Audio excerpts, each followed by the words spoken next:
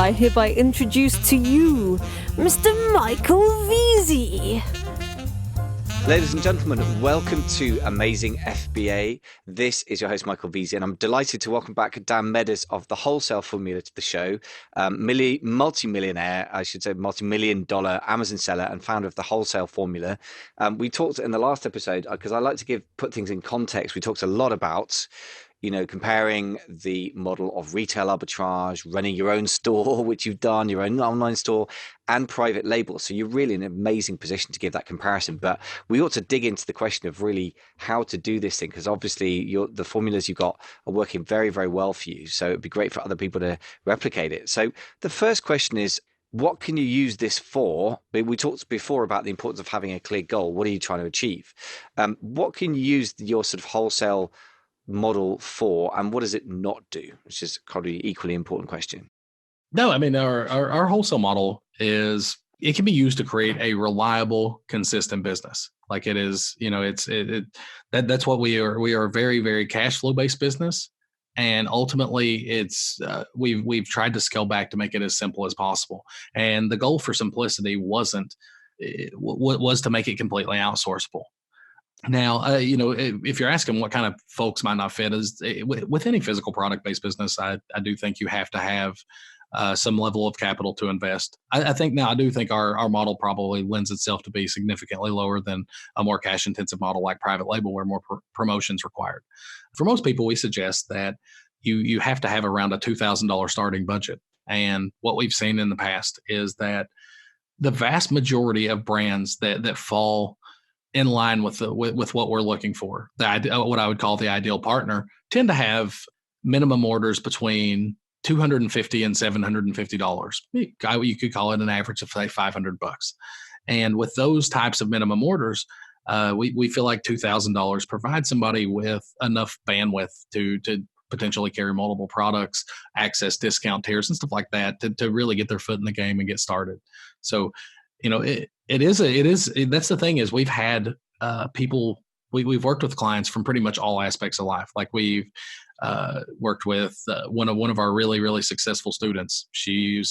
Whenever she took our course and started her business, she was 17 years old and had a business doing over six figures before she turned 18. And then, now she's 19 years old and has, I think close to a seven-figure business. Like it's, and to me, that's really impressive that young folks can get on there and really pick it up too. And then likewise, we have another incredibly successful student couple, and they're probably in their 60s or 70s and hadn't really sold very much on Amazon, but have just adopted the model. That's the thing, is it can be built in such a passive way that as far as the people that make it up, I think a lot of people can plug into the model, but you have to have the capital to do it. So a couple of $1,000 enough to get you started with this. I mean, I would say the private label thing, you can also probably you probably need more money. Ideally these days, probably at least $10,000, I would say, off the top of my head. And it's a how long is a piece of string thing, so could you start with 5,000? Yeah, theoretically. So, but tell me about the future sort of capital requirements, because if you want to scale up private label products, you can get incredible organic growth and reinvest that, but most of the time people need to invest extra money if they want to grow more product lines. So how does it work with wholesale? Is it just as capital intensive to scale it, or what's your experience with that? Well, I mean, just like any business, I think you have to get relatively creative with financing to be able to hit real scale. Now, the model does scan very well organically, and it's because of pace to market. Like I said, whenever, in that last episode, whenever we pick up a product, like from the time I see it on the computer screen and think, man, this might be a product option for me, to physically selling that product is often 7 days. And if you're running at a 30% ROI on your cost, that means you're making 30% month over month on your money. So it does lend itself to strong organic growth. But as far as how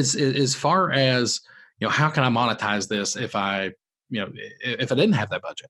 It's like, once you have the skills, and it's kind of crazy because like all your private label audience has these skills. once you have the skills to be able to help people with their listings, help people with their presence, if you can develop the right pitch to just be a consultant. And I can give you an example of how we used this in the past. And it was a product where it was going to be very, very cash intensive. And they want, we had been working with them originally as just one. I think there were like 40 sellers on this product when we first came onto it. And we started talking to them about their efforts, and they wanted to take a lot of pride in it and grow it.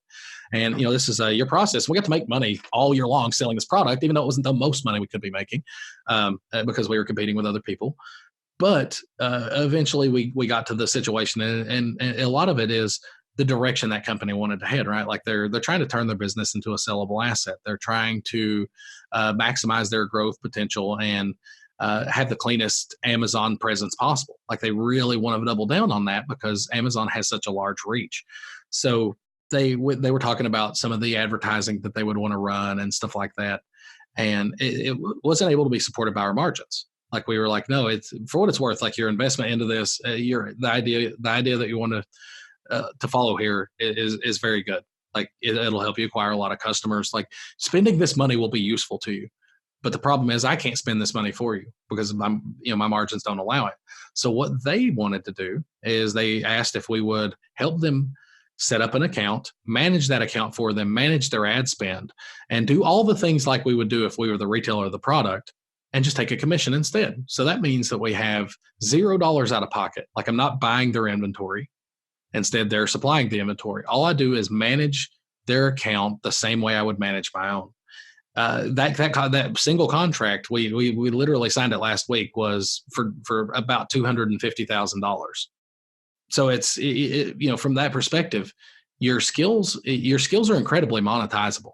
You just have to know how to monetize them, and you have to be. Sometimes you have to be creative. So, like in your instance, is how can I scale and grow? Like that was an example right there. Is that that just injected over the course of the next year $250,000 into my system, interest free that I can use to grow and continue to scale my business. So, I think you have those same types of limitations, and that how you can get money. I think that wholesale tends to have organic growth faster because of speed to market, and you're not as intrinsically tied to the product. Like I don't have to be running promotions, and I still get sales. So the organic growth side's definitely better there. And then you have those types of options, but those options exist for everybody. Like your private label people can learn to make that same type of pitches. Like they may not be as effective at those pitches because they're not used to dealing with manufacturers. They don't know what to say. But ultimately, if they can find that tune and find the right partners, they have the ability to do that as well to grow their own business. Yeah. I mean, what strikes me about this is that this is a very healthy conversation, if I may use that word, because people get very siloed and very, very wrapped up with things that there's no particularly intrinsically good reason why they should be. Like, should you be obsessed with Amazon as opposed to eBay? Well, why not do both? I mean, yes, sure, you should focus on one thing at a time. But if you've been doing something for 3 years and you systematized it, there shouldn't be a reason why you can't just go, okay, that's now on not exactly automatic pilot, but it's running. We need to keep an eye on it. We need to manage it, but we're not in the day-to-day execution. So why not add this? Why not add that? That's exactly. And that's, for what it's worth, that's kind of how we've positioned our business now is, we have our Amazon, our Amazon physical product business, our wholesale business, but that's siloed. Like we have our employees, the systems and everything to run that business. Then we have another business that does real estate. We have, and all of it, but that's the point is I'm able to start expanding based on the systems. Like whether you're doing private label, whether you're doing wholesale or another model, if you're not building systems into your business, all you're doing is creating yourself an obligation. And I think that's true everywhere, but it particularly works really, really well in our model because every single thing we do is outsourceable. Yeah, so I want to totally dig into that because I basically, what you're saying, if you don't expand, if you don't have a system, basically you just got a job. And that's a really whole different thing. I remember like Seth Godin talks about that and the difference between freelancing and entrepreneur. He said, look, I've done both and they both make money if you do it the right way. He said that the really fatal thing is when you think you're an entrepreneur, in other words, building a business, but you're really a freelancer. In other words, when you're not working, you're not making money. And he said, that's when it goes wrong. And I think you just put your finger on the opposite. The solution is create a system and let other people run it. Yeah, you manage it, but you don't do the stuff day to day, right? So I want to dig into that very big time. But before we do that, I think I owe it to the people listening who are going, yeah, okay, great, but I don't have an experience selling on Amazon. So is this model of what I would call an agency model? I don't know if that's the phrase you would use in house, but working on behalf of somebody with making their listings better. Is that something that you could do if you're coming in with no experience of selling on Amazon or not much? Sure. No, I mean, exactly like the example I gave in our last episode of when I contacted the company, they told me they were working with the biggest sellers. And I had no real applicable experience. Like, you have to realize what the point of the conversation is. Like, when you have a conversation with a brand, you have to realize what you're actually selling. And for us, originally, I want to preface with, is it harder for a new person to get started than it is for me to go get an account? Yes. Like, it's not, but a new person can absolutely get started, and they just have to understand the product that they're selling. So whenever I approach that brand, what did I do? Was I trying to sell him on working with me based on my experience? And no, I told him up front I didn't have it. I was like, I only have one other account. You're number two. Like, you're the opposite. I sold him on my inexperience. But the point is if you show them a logical path, like, think about how people make decisions in general. Like, think about a crazy decision you made, for example. Whenever you start telling a story about it, you usually preface with, like, one time I did this crazy thing. But the vast majority of the decisions that you make in your life are made from a place of understanding. It's because you understand what's going on. You look at the options and you weigh which one's best for you. So it's very similar. It's like, I don't sell stuff to people. I don't sell, when I contact these brands, like, I'm not trying to sell anything. I literally focus on educating them. And I want them to see where they're at and where they can be. So as long as I can demonstrate that in a logical fashion. For example, if I tell you, Michael, I can take this. One of the things you can do to improve this listing would be to add, 5 more quality pictures to it. Like, you're not going to question if that's a thing. You're not going to question if that's legitimate, because it sounds completely legitimate and it works. Like, you and I both know that it works. So it's one of those things. It's like, all the things that we're suggesting to them just make sense, and it's clear deficiency. We're able to exemplify that by showing them a competitor's listing or by showing them something that's optimized.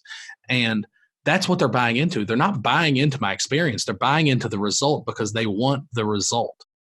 So if you position yourself as a person who delivers a result, you get questioned a lot less on your experience. And then guess what? When you get the account, you get to deliver the experience, and then you have the experience. So it is a little bit harder to get started. Like, people are going to tell you, some amount of people are going to say, okay, great, this sounds amazing, Michael. What kind of experience do you have?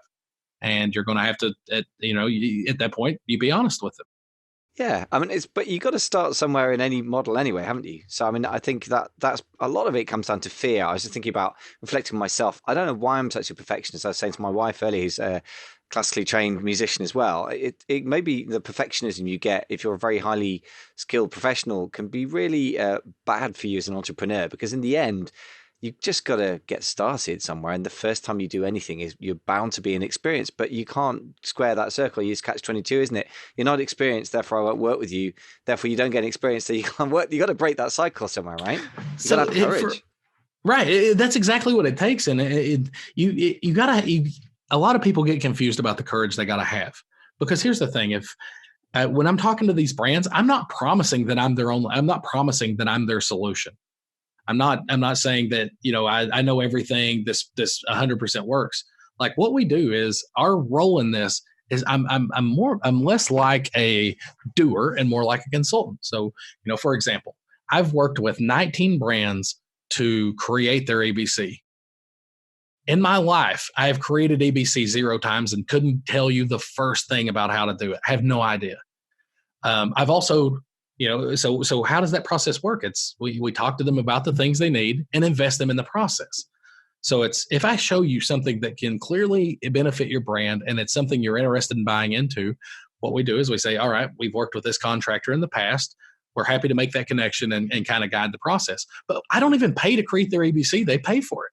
Like, they go pay the contractor, we work with them to create it, and then we put it on Amazon. So it's, all the processes that I talk about, I've never taken a picture, for example, for a brand, but I know how to upload a picture. I know how to get pictures.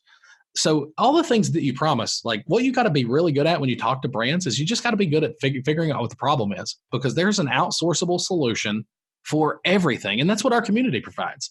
Is our community says, you need pictures, go to these people. Like, they've been reliable for our community. You need EBC, you go to these people. Like, they've produced results. And that's the thing, is just knowing where you can outsource stuff.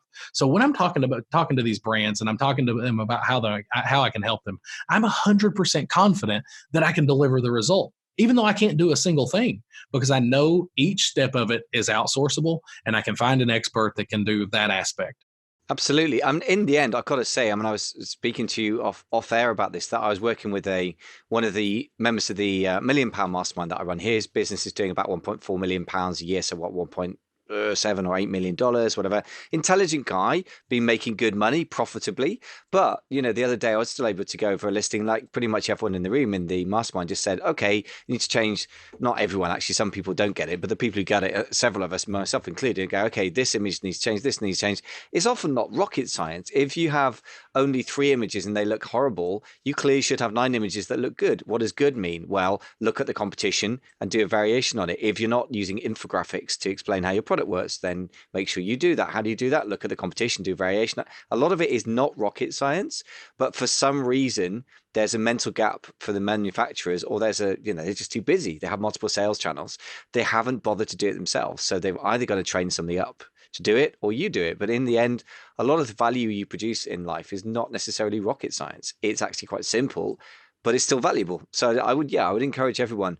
I'd say that encourage everyone, myself included. For some reason, we create all sorts of perfectionist roadblocks that I'm not good enough. I need to have done X, Y, and Z before I can do something. But in fact, if you can help somebody, you can help them. And it's gotten that simple, right? No, I mean, for what it's worth, like I think you touched on it right there. And I think that's probably the biggest stumbling block for most entrepreneurs, is that trepidation to get started, that fear that it's not going to be perfect. And I think that's honestly, if there's anything is we charge into stuff and we make a whole lot of mistakes doing it. Like, that's the thing, is I can tell you about the first property I bought and how it was, it ended up being a bad thing, but what it did is it ultimately opened my eyes to what I'm looking for. So like, we decided about 6 months ago or 8 months ago that we were going to start buying properties, because we were looking for ways to additionally invest funds and kind of create long-term wealth. So we started buying. Our very first property was a storage unit building, and if you look at cap rates and all the traditional analysis, it looked amazing. So we bought it, not really understanding it. But whenever you start factoring in that you're collecting $20 and $30 rents, it was way more tedious to realize that cap rate than we wanted. So we ultimately ended up selling that property for a loss. But since then, we bought 4 or 5 houses that are all wildly profitable, and it's because a lot of the lessons we learned there.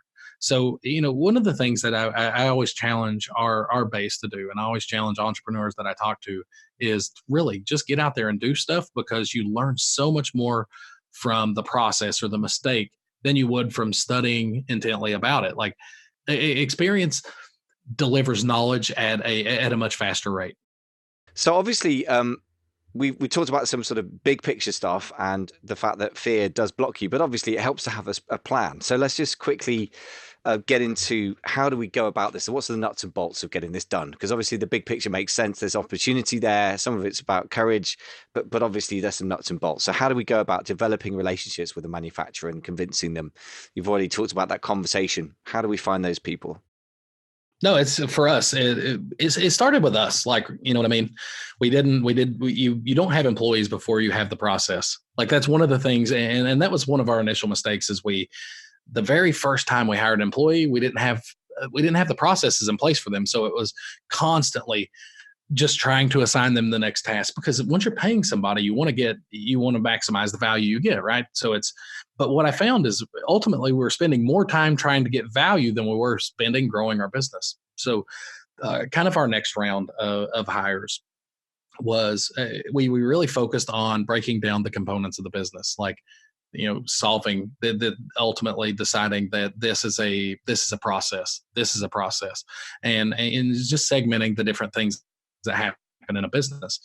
So that's the first step, is figuring out what the actual jobs are, because like, if product research is not the same as calling a manufacturer. Those are 2 different types of skills.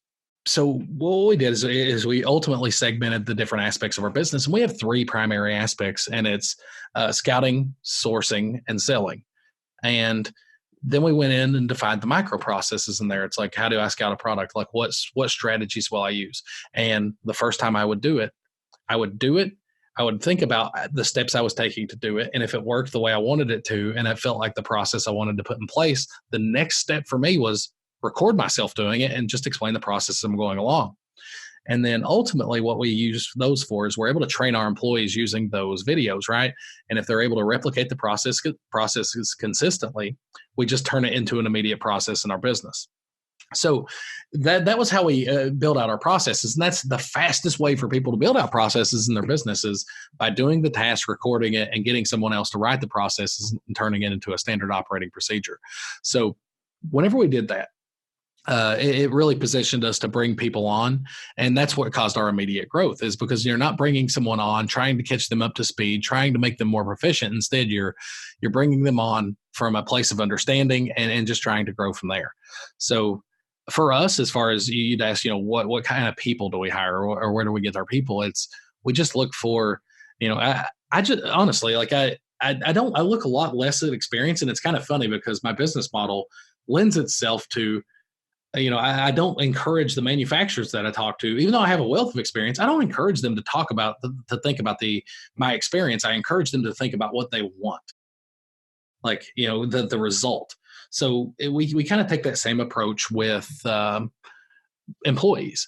We look at the employee less about the experience and more about, I just want really smart people that are hungry, because I know my processes are good enough that I can plug them in. And when you plug a smart person into a process, what do? They just make it better or make it more efficient.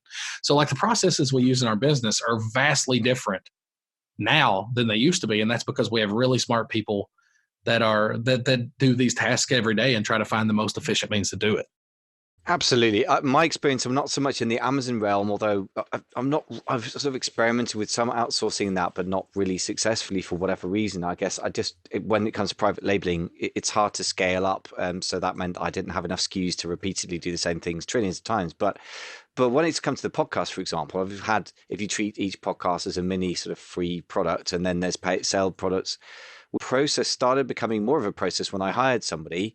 And I can totally relate to what you're saying. When you hire somebody, you want to get the best value out of them, and then you're just micromanaging them every day. I've been falling into that trap hugely with my poor long-suffering assistant, Shanice, who's just come on board with us full-time a couple of months ago. And she's fantastic, hungry, really articulate, just a brilliant person. But any faults in the system are really on my door. She's so conscientious, she gets stuff done, fantastic person. But managing that person. But if you get really great people, not only do they improve processes, in my experience, sometimes they actually create it or sort of prompt you to create it. I've got an American guy editor, and Americans obviously have masses of initiative as a culture, generally speaking, even more than Europeans generally. And he was editing podcasts for me, and after about 10 episodes, he got in contact and said, I've created an Airtable. I didn't even know that the tool existed. It's a wonderful management tool. It's kind of like a glorified spreadsheet, but better. And he set up a structure, and then from there I sort of edited it, and then we've developed a whole process now. And one of the learnings from that is if you hire smart enough people, not only will they improve processes, sometimes they'll prompt you to create them in the first place because they can see the need for it. And I can't say enough about how great people are so important, and mediocre ones are just really hard work. So I don't know if you have similar experiences. No, it's crazy because that you hit the nail on the head. Is if you're bringing in the right people, and it's just smart and hungry. They take what you have and make it better, and ultimately that's been the key to our success. And I think ultimately also has built in a lot of longevity into our business, because now whenever I'm trusting these people to make processes and I'm giving them the ability to enhance and grow their position, what I'm really doing them is it's almost like I'm giving them a form of ownership. Like they own their position. And that's the thing, is whenever you give someone ownership into something, or something that they can be proud of, that's when you're investing in your kind of control performance. And now it's guided. Like I still guide, like if they change processes, like we walk through and I'll talk to them about it and make sure that they're thinking correctly. But ultimately they have all the freedom in the world to improve or change processes within our system.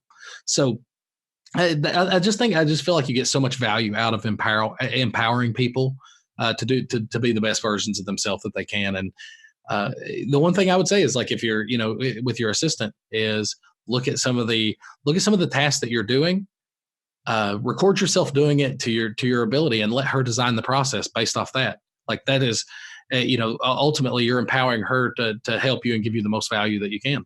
Yeah, and you're absolutely right. I mean, she's a super smart person. I think a lot of this stuff comes down to the fact, exactly what you touched on, which is the solution isn't just creating a process or just hiring employees. It's doing both, but doing the right order. And I think, as you said, like the process first, hire second, but on the other hand, above all, do stuff and you'll learn from the experience. So what I did is sort of gone out and just went from no assistant to full-time assistant. And now, like you, I'm going, oh, now I'm hiring somebody. I need to get the value out of that. And I'm running to throw tasks at her. And it's a bit chaotic and it's gradually settling down. So yeah, now actually kind of having chucked myself out of the plane, I built the parachute on the way down, traditional entrepreneur style. So I'm now realizing the need for structure and even strategy planning with an urgency that didn't exist when it was just me and a part-time editor and part-time other people.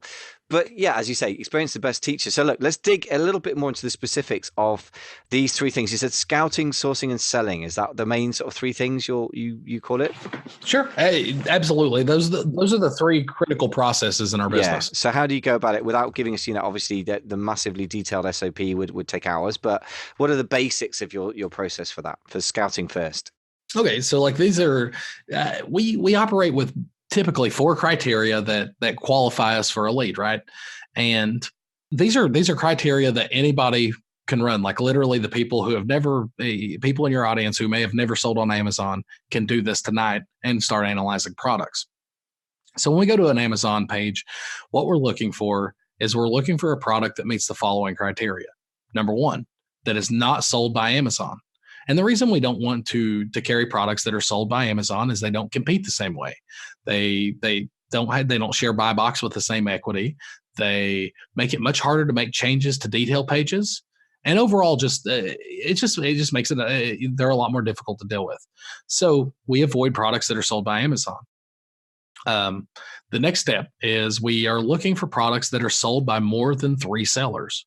Now, that one sounds counterintuitive. It's like, because, our ultimate goal is once we bring on a brand, I don't care, what number of seller I am, but my ultimate goal is to be the only seller.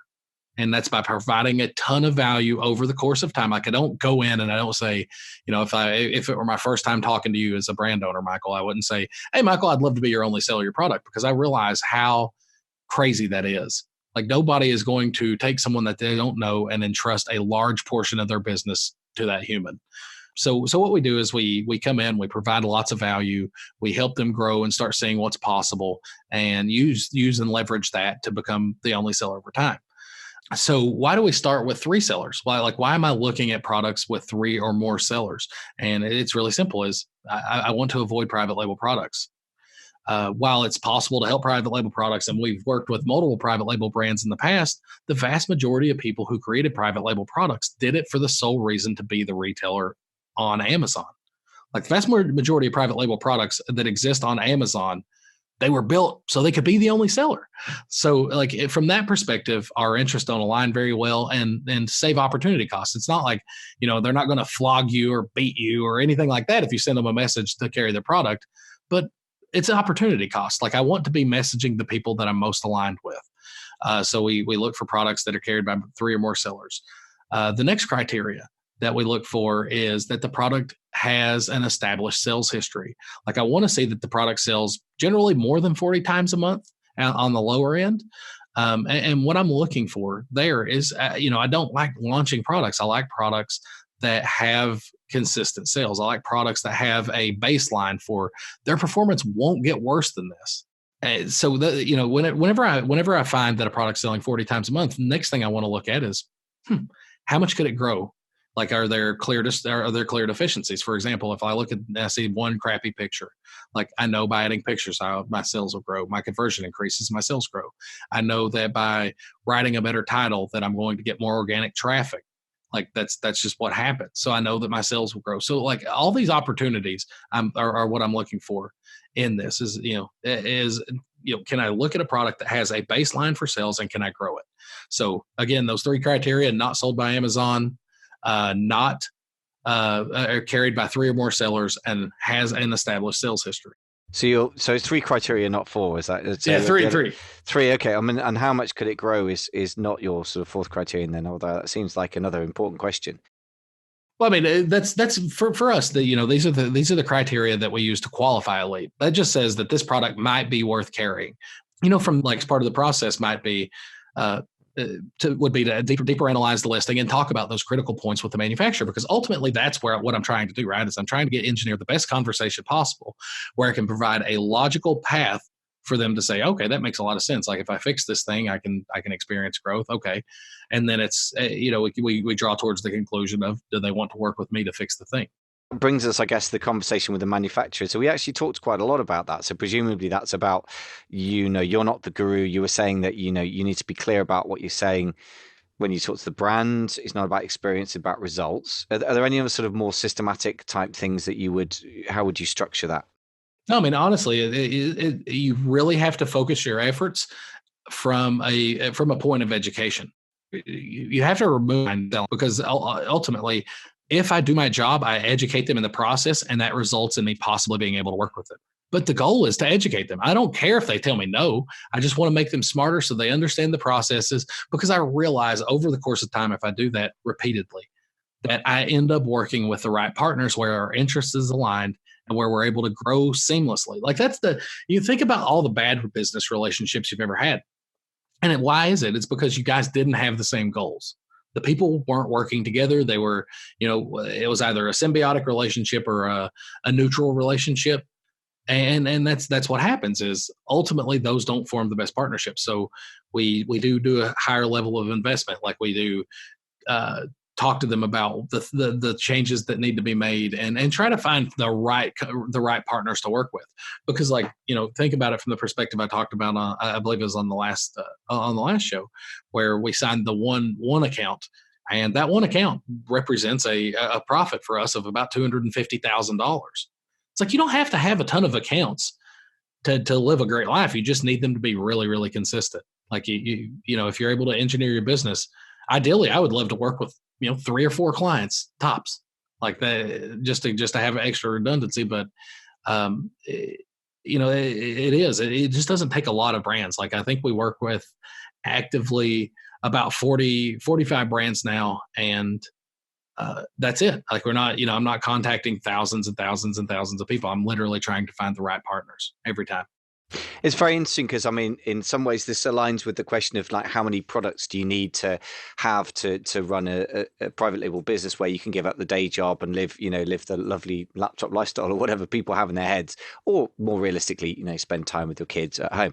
And that's a bit of a how long's a piece of string question, but actually the numbers aren't that violently different from what you're saying. I mean, if you've got 4 extraordinary products that are killing it on Amazon.com, where the numbers can be very big and demand side, that might be enough, although that's a bit of an over concentration risk. But then 40, 45, you're starting to look at, depending on which market you're selling in. So it sounds quite similar, but the mentality is different in the sense that instead of looking for products, you're looking for manufacturers who already have a product they're selling. But in a way, you're sort of spreading the risk in quite a similar way across the number of SKUs, right? Or number of should we say income sources, perhaps is the better way of putting it. For sure. Yeah, quite similar. Interesting. All right. So look, you've done your scouting, you've done your sourcing, and then we've got the selling piece. What are the sort of main structures for that piece now? Well, in terms of sourcing, let me touch a couple little bases there.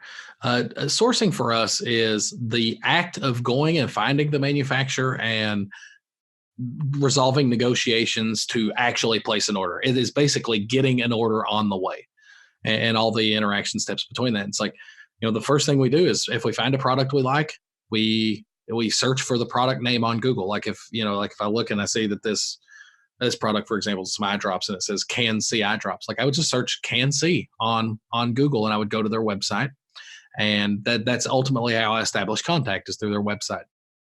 So, maybe it'll list their phone number or an email or something like that, and that's how I start the conversation. Now, after we've done that, we got their price list, we've negotiated pricing, we've got everything where we need it to be, we placed the order. That's the selling part, right? And that's the part that I feel like we're really good at.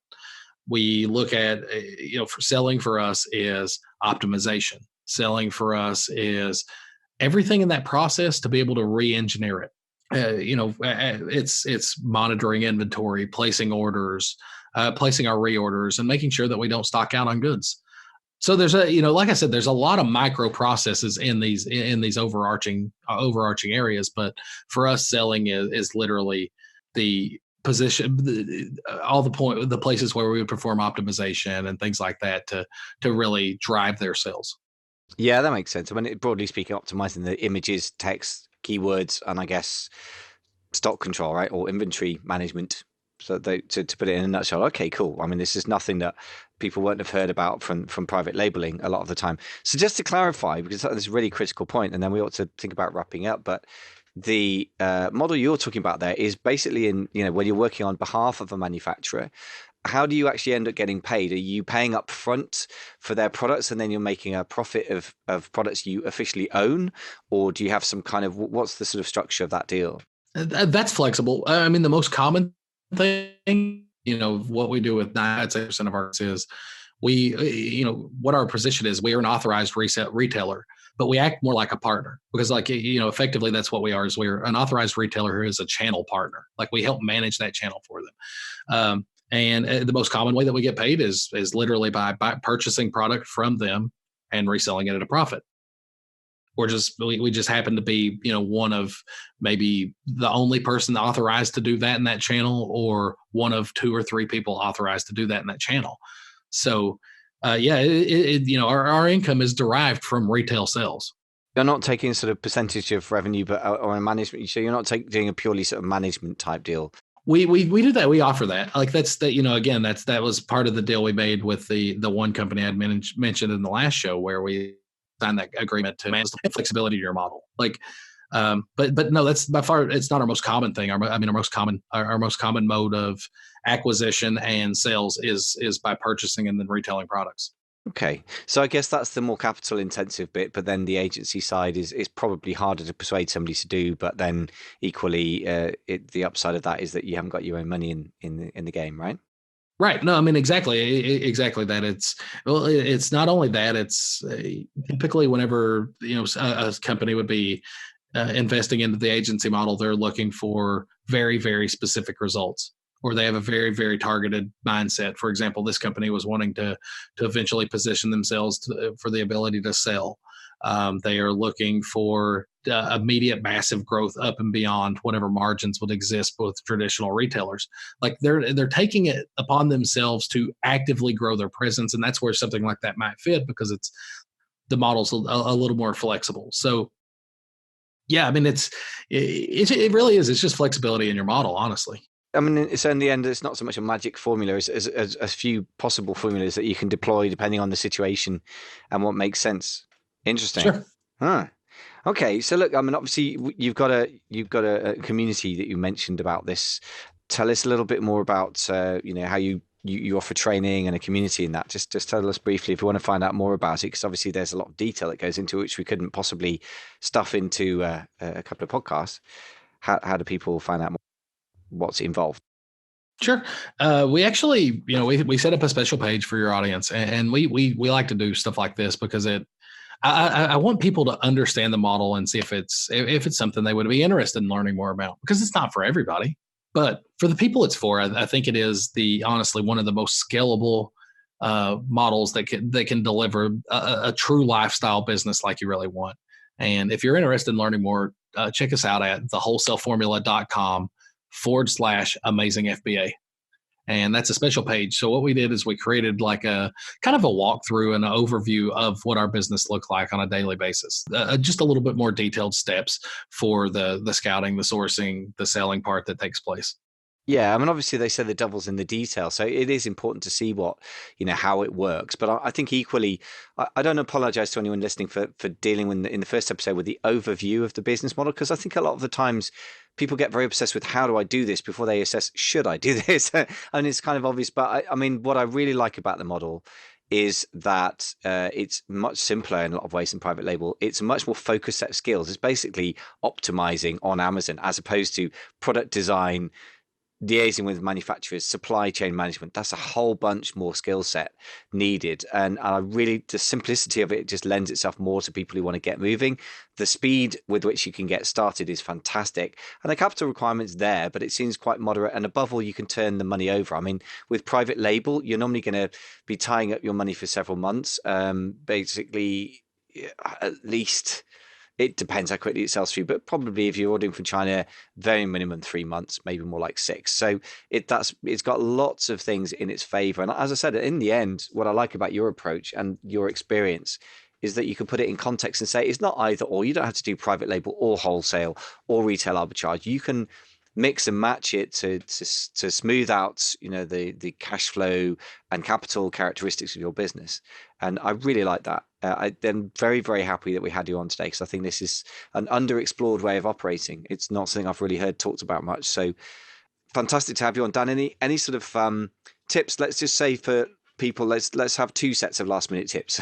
One is any 1, 2, or 3 tips for people who have no Amazon experience yet and who are thinking of getting started with this instead of maybe the traditional private label route. Sure. No, I would. For the people who haven't gotten started, but my advice is really simple. It is jump in. There's never, in my opinion, I don't care how you get started on Amazon, there's never been in our lifetime an opportunity that's bigger, that has more viability than Amazon. Amazon's FBA system has literally empowered regular people to build massive businesses. Like, whenever we got started, we scaled to almost $1 million in our first year, despite the fact that we were starting with a $600 credit, despite the fact that we have shipping systems. Like, you have the ability to get started. Like, everything is there to do it. But to do that, all you have to do is move forward. You have to look at what models are there and just start experimenting. Go out, look at, after you listen to this podcast, go check out that download. And then go see if you can find a couple products that might fit, just that hit those first 3 criteria that we talked about. And every time you do that, that's a lead that you can follow up on. I just love people taking action. I feel like you get so much value out of taking action, and those are the people that really need to do it. Absolutely. As I say, you can't steer a parked car. I think that thing you were talking about, getting into property, you do stuff, it doesn't work, but actually from that you learn stuff so much quicker for things that will work. So that 100% makes sense. My experience absolutely backs that up. The second thing, then the last thing, is really any tips for those who are already in the private label kind of sphere, who are considering adding this as part of the mix? Sure. No, I mean, the thing I would talk about is that the aspects of your business that you're already performing are most of the way there. Like, you're already doing wholesale. You're just skipping the wholesale part of it. So I would challenge you guys to find 3, 5, 6 products just in your private label search that meet those criteria that you could start carrying today. Like, whenever you train your brain to see those opportunities, it opens your eyes to the capabilities that are out there, right? Like, I mean, being able to be active in the market within a 7-day period is unheard of to me. Being able to get started with such a small commitment is just unheard of. Being able to realize cash flow is unbelievable, and that can be an unbelievable addition to your business if you just take the action to do it. So I would challenge the folks to look at ways to diversify their business. Look at ways to add additional cash flow to their business that can result in faster explosion into their sales. And just don't get in the mindset that you think about your product as your brand. Like, we build brands differently in wholesale. Like, my brand is my company that helps all the other companies, right? My company is a brand representation company, and that's our value. That's our brand is how we represent the companies that we deal with and the contracts that we sign. Now, I can tell you a really cool story about just kind of to close off about how whenever you shift your mind on what a brand is, it can really open your eyes to some really incredible stuff. He's actually a partner in our business now. He started out as a student in our course, and he had never sold an item on Amazon. He ended up getting one contract to be a retailer of their products. He wasn't even an exclusive retailer. Like he didn't have exclusivity on the line. And what he did is he employed the systems that we talked about here. He talked about, he went through, optimized their product. He went through and ran ads and ran promotions and did all those things. And he took that product from being previous year done $160,000 on Amazon. And with all the things that he did, it did $1.1 million the next year. So in 14 months, he took that, he scaled that product up. Now, he didn't own the product. It wasn't his IP, but he owned the processes and he owned the relationship. Like he had an agreement that said, I can sell this guy's product. So he decided he was going to sell his business. And it took him, I think he said from listing to closing, it took him about 18 days, 20 days. And he closed at like a 2.75 multiple or 2.5 to 2.75 multiple versus his seller discretionary earnings. And it's whenever you think about the capability, and this was, just a first time trial run for him. It wasn't like a perfected model, but that shows you the value in what you're doing. It shows you the value that businesses place on having good processes, on having good procedures, on that being your brand. Your brand is whatever you want it to be. You just have to realize what your strengths are. Wow, well, that's quite the inspiring story, and that's quite an incredible result. So, just shows what you can do if you follow a good model and really go to town on it. So, Dan, we better wrap up there. But thank you so much for coming on. I'm really excited about this model. I think for a lot of us who've got private label chops like myself, but are frustrated by the huge capital requirements they can be for really scaling aggressively, this could be the answer to our prayers. And for those who are wanting to get started, but in some ways, quite rightly, in some cases, put off by the capital requirements of private label, this could also be a great sort of model for those people as well. So something to offer everyone, I think, and very exciting model. So we look forward to checking that out. Again, folks, just a reminder of the special link. We've got thewholesaleformula.com/amazing FBA, F for Freddy, B for Bertie, A for Alpha, is where Dan's kindly put a load of information aside for us. So I look forward to digging into that personally, because I'm very excited to try this stuff out. I think it's the scalability of it and the speed of scalability is very exciting to me, coming from the private label background. So Dan, thanks so much for coming on. Hey, brother, thanks for having me on. It's been an absolute pleasure. Yeah, it's been a pleasure. Thank you so much.